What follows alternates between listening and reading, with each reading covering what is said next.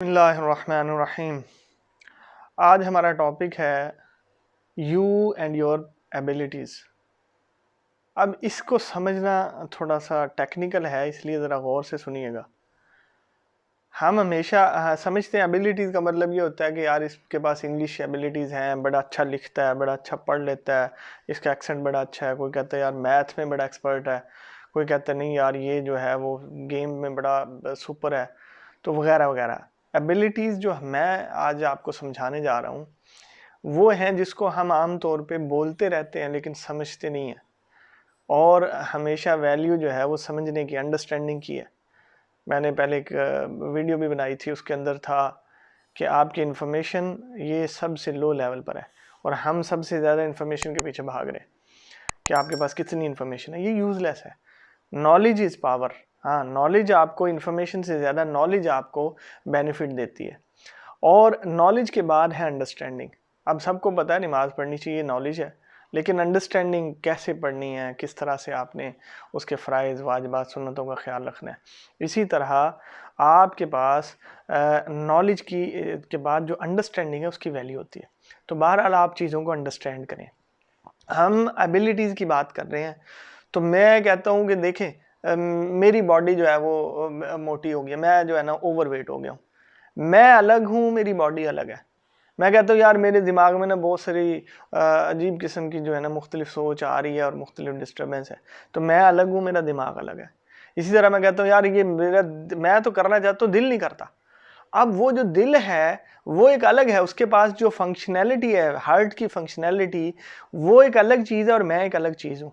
तो इसका मतलब ये हुआ कि हमें ये समझना है कि मेरे पास जो नेचुरल फोर्सेस हैं, आर्मी है, उसको मैं कैसे कंट्रोल कर सकता हूँ। वेयर आई एम, मैं कहाँ खड़ा हूँ और मैं कहाँ हूँ, समझ रहे हैं। तो इसलिए हमने हमेशा सोचा होता है दिमाग के अंदर कि यार ये बड़ी ज़बरदस्त बॉडी है, इसके बाइसेप भी अच्छे हैं, इसके चेस्ट वेस्ट भी बनी हुई है, इसके जनाब थाइज भी ज़बरदस्त हैं, इसका हाइट भी ज़बरदस्त है, पेट भी इसका अंदर है और बेहतरीन पर्सनैलिटी।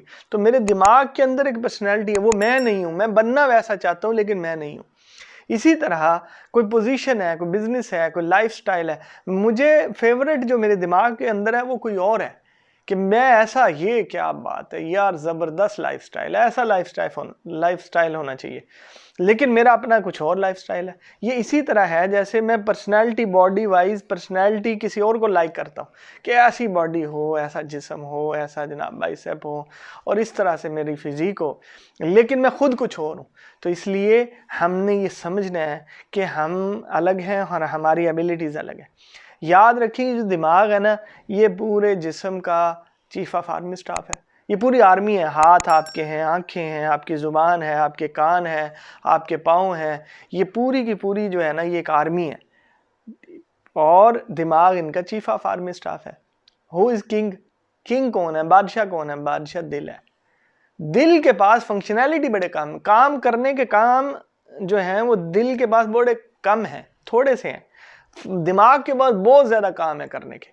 इसके अंदर मेमोरी है, इसके अंदर लॉजिक है, इसके अंदर थ्योरी है, इसके अंदर बिलीफ सिस्टम है, इसके अंदर ये आपको सारे के सारे थॉट्स आती हैं। तो यहाँ पे यही कंट्रोलर है दिमाग को, यानी हाथों को ये चलाता है, ज़ुबान को ये चलाता है दिमाग, आंखों को ये किधर फेरना है, हेर फेर किधर है, कान किधर लगाने हैं, क्या रीडिंग करना है, क्या सुनना है, किसको देखना है, किसके पास जाना है, कहाँ बैठना है, कहाँ नहीं बैठना, कौन से काम करने हैं, कौन से नहीं करने हैं, क्या अच्छा है, क्या बुरा है, ये इसके पास है सारा कुछ। चीफ ऑफ आर्मी स्टाफ के पास है।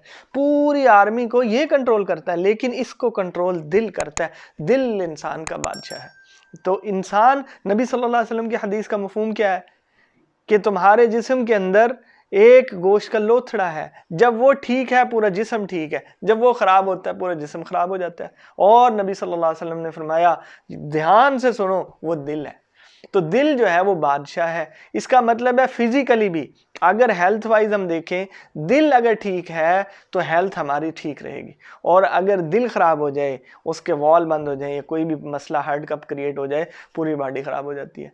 और वो पंपिंग ना करे, ये तो उसकी फंक्शनैलिटी है, लेकिन उसका जो जो स्पिरिचुअल पर्सनैलिटीज फंक्शनैलिटी क्या है उसकी, दिल की, कि वो जो है वो इसका दिमाग का बादशाह, पूरे जिस्म का बादशाह दिल है। तो जब दिल चाहता है तो उस वक्त दिमाग सारी आर्मी को दिल के पीछे लगा देता है कि ये काम करना है, क्योंकि बादशाह की तरफ से आर्डर आ गया।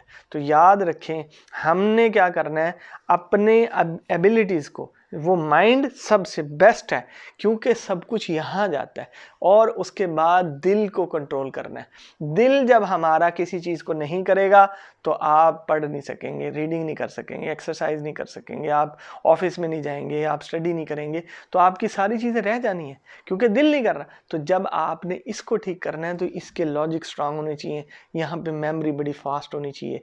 इसीलिए कहते हैं कुरान पढ़ते चले जाएं, दिल पे कुरान नाजिल हुआ है, हाँ दिल पे, यहाँ पे कुरान नाजिल हुआ, तो ये फिर इसको कंट्रोल करता है, पूरे इसको लगा देता है। बहरहाल अब हमने क्या करना है, हमने अपनी एबिलिटीज़ को पहचान लिया, मैंने थोड़ी सी बात आपको समझा दी, और ये इम्पॉसिबल होता है कि 10 मिनट के अंदर मैं पूरी एक थ्योरी समझा दूं और आपकी लाइफ चेंज कर दूं, लेकिन टिप्स दिए जाते हैं, उसके बाद आप गौर व फिक्र करें, ख़ुद उसको सुने, बार बार सुने, फिर आपको समझ में आनी है। बहरहाल अब जो हमने जो इनकी एबिलिटीज़ बढ़ानी है, जो दिमाग की एबिलिटीज़ है वो लिसनिंग से और रीडिंग से बनती है। कहते हैं रीडर्स आर लीडर्स। जब मैं कुरान पढ़ूंगा तो मैं आंखों से पढ़ूंगा, रीडिंग करूंगा, दुनिया की बेस्ट थ्योरी है, नबी सल्लल्लाहु अलैहि वसल्लम की थ्योरी दुनिया की बेस्ट थ्योरी है। इससे अच्छी थ्योरी, इससे अच्छा बिलीफ सिस्टम, इससे अच्छा कोई कंसेप्ट नहीं आ सकता। अब उसके बाद जो है, जब मैं लिसनिंग करूंगा डिफरेंट लोगों के पास, तो मेरे दिमाग के अंदर मटेरियल जाएगा रीडिंग से और लिसनिंग से।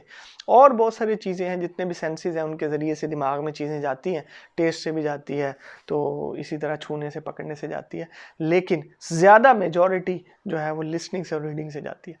तो जब मेरे दिमाग के अंदर मटेरियल जाएगा तो मैं अपने दिल को इसके साथ अटैच कर सकता हूँ। चीफ ऑफ आर्मी स्टाफ की बात जब किंग मान लेता है तो फिर जो है वो भी उसके साथ एक ही रुख के ऊपर काम करता है, फिर आपको सक्सेस मिलती है।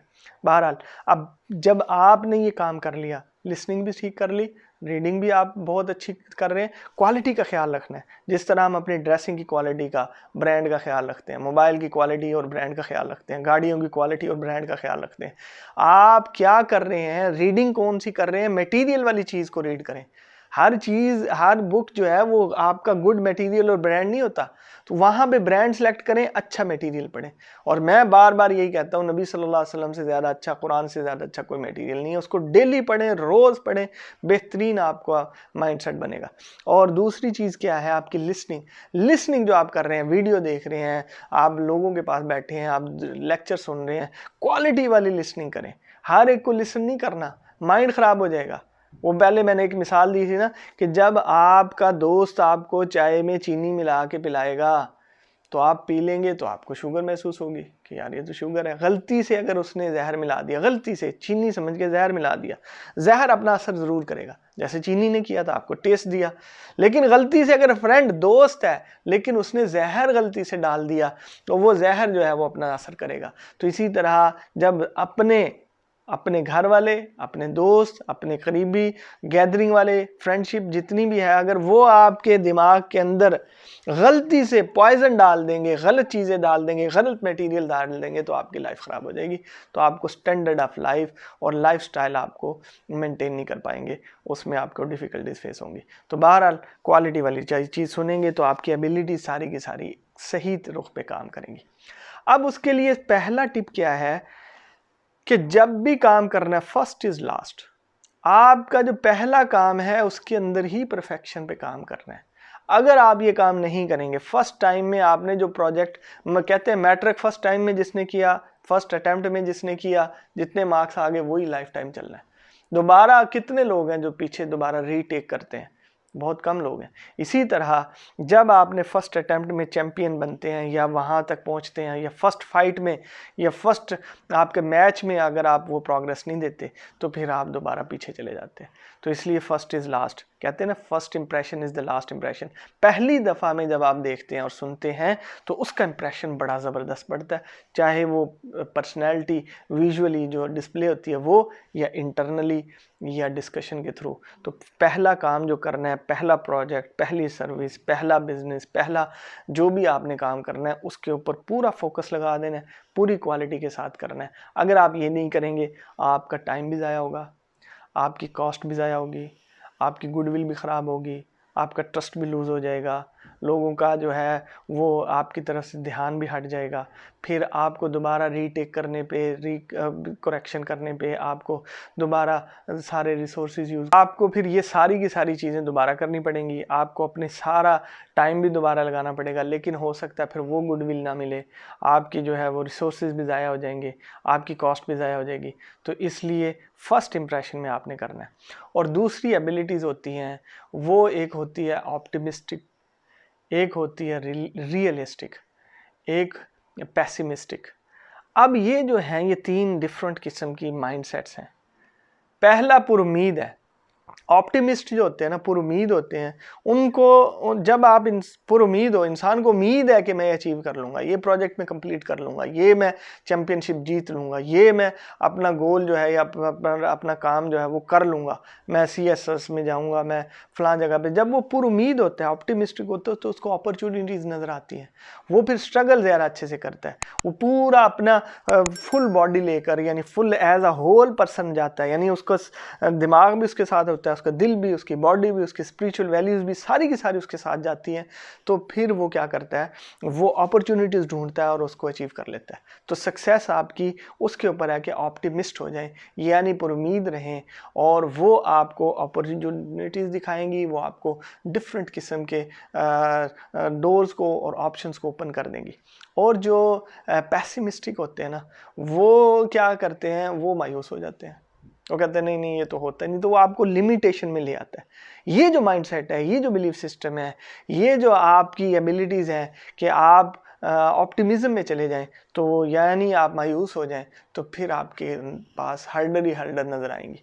मैं मायूस हो गया, मैं तो दुनिया को कोचिंग दे ही नहीं सकता, मैं मायूस हो गया जी मेरे तो व्यूवर्स बड़े कम हैं, मैं मायूस हो जाऊं जी ये तो लोग सुन ही नहीं रहे हैं, तो मैं कभी भी कामयाब नहीं हो सकता। मुझे पुरुमीद होना चाहिए, आज नहीं तो कल लोगों की ज़िंदगी बदलेगी, लोगों को बेस्ट मटेरियल दूंगा, मैं दूसरों की लाइफ के ऊपर काम करूंगा, और मैं बिलीव ये रखता हूँ कि मैं इन्फॉर्मेशन शेयर नहीं कर रहा, मैं नॉलेज ट्रांसफ़र कर रहा हूँ। कि इन्फॉर्मेशन शेयर क्या है, बस मैंने आपको बता दिया, आप करें ना करें। नॉलेज ट्रांसफ़र ये मैं चाहता हूँ मेरे अंदर जो कुछ है वो आपके अंदर चला जाए। तो जब मैं इस स्पिरिट के साथ काम करूंगा और इन वैल्यूज़ के साथ काम करूंगा, तो डेफिनेटली मैं ऑप्टिमिस्टिक हूँ, मुझे अपॉर्चुनिटी नज़र आएंगी, और मैं जो है वो आगे बढ़ूंगा, और लोगों की तरफ से इंशाल्लाह फीडबैक आएगा। तो आपने पैसिमिस्टिक नहीं होना, ना मायूस नहीं होना, हमेशा अपनी फील्ड के अंदर आपने पुरुमीद रहना है, फिर आप करेंगे। रियलिस्टिक क्या, नहीं जी नहीं, हकीकत ऐसे ही है। तो जो रियलिस्टिक लोग होते हैं ना, तो वो आगे से आगे नए चेंजेस नहीं लेकर आते, वो आगे से आगे नई इन्वेंशन नहीं करते, वो आगे जो है ना नए माइंडसेट के साथ काम नहीं करते। तो जब आप नई टेक्नोलॉजी पे, नए आइडियाज़ पे, इन्वेंशन पे, इजादात पे और नई नई थ्योरीज़ पे काम नहीं करेंगे, आइडियाज़ पे काम नहीं करेंगे, तो आप ग्रो नहीं कर सकते। और आपकी तरक्की जो है वो इन्हीं चीज़ों के ऊपर है कि आप दुनिया के साथ अपने आप को चेंज करें, और जिस तरफ जिस चीज़ को आपने अचीव करना है, जो चीज़ आपको चाहिए, आप पहले उसका एक्सपीरियंस गेन करेंगे, लोगों ने किस तरह से अचीव किया, उन्हीं पैरामीटर के ऊपर, उसी रास्ते के ऊपर चल के आप अचीव करेंगे। तो बहरहाल अल्लाह का खौफ दिल में रखें, अल्लाह को राज़ी करके काम करें, और नबी सल्लल्लाहु अलैहि वसल्लम के तरीके के ऊपर काम करें, फिर दुनिया में भी इंशाल्लाह कामयाब होंगे और आखिरत में भी। अल्लाह की रहमत से नाउमीद नहीं होना। कहते हैं अल्लाह की रहमत से नाउमीद हो गए तो गोया वो इंसान को कुफ्र की तरफ ले जाता है, ये काफरी बन जाती है कि मैं अल्लाह की रहमत से नाउमीद हो गया। अल्लाह से बख्शिश की उम्मीद भी रखें, अल्लाह से दुनिया के अंदर अल्लाह से हर चीज़ हासिल करने की उम्मीद रखें, और उसके बाद आखिरत में भी अल्लाह से मग़फ़िरत की उम्मीद रखें। तो इंशाअल्लाह जैसा हम अल्लाह से गुमान करेंगे, अल्लाह ताला वैसा ही मुआमला करेंगे, हमें दुनिया में भी कामयाबी मिलेगी और आखिरत में भी। Thank you.